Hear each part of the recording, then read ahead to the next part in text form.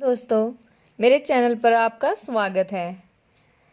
एक बार एक मछली नदी के किनारे तैर रही थी। अचानक उसे एक आवाज़ सुनाई दी कि पानी कैसा है। मछली अपना सिर ऊपर की ओर उठाया, देखा कि पेड़ पर एक बंदर बैठा है।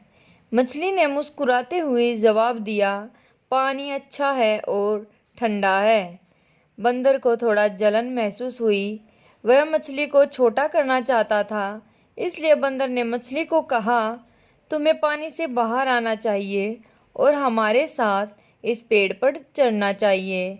यहाँ से नज़ारा वाकई अद्भुत है। मछली उदास होकर बंदर को कहा, मुझे पेड़ पे चढ़ना नहीं आता और मैं पानी के बिना जीवित नहीं रह सकता। मछली को उदास देखकर बंदर ने मछली का मजाक उड़ाते हुए कहा, अगर तुम एक पेड़ पर भी नहीं चढ़ सकते तो तुम बिल्कुल बेकार हो। बंदर की बात सुनकर मछली ने दिन रात इसके बारे में सोचना शुरू कर दिया और बेहद उदास हो गई। वह अपने मन ही मन सोचने लगी, हो सकता है बंदर सही कह रहा हो।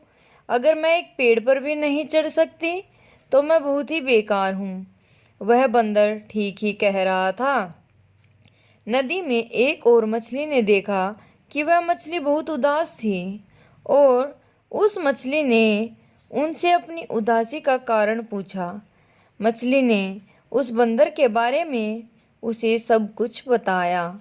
यह सुनकर उस मछली को बहुत हंसी आई और उसने बताया, अगर बंदर को लगता है तुम बेकार हो क्योंकि तुम पेड़ पर चढ़ना नहीं जानती हो, तो बंदर भी बेकार है क्योंकि वह पानी के नीचे हमारे साथ नहीं रह सकता।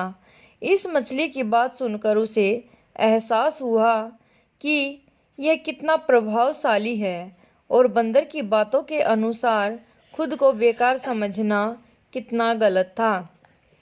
कुछ दिन बीत गए। फिर एक दिन अचानक बंदर पेड़ से फिसलकर पानी में गिर गया।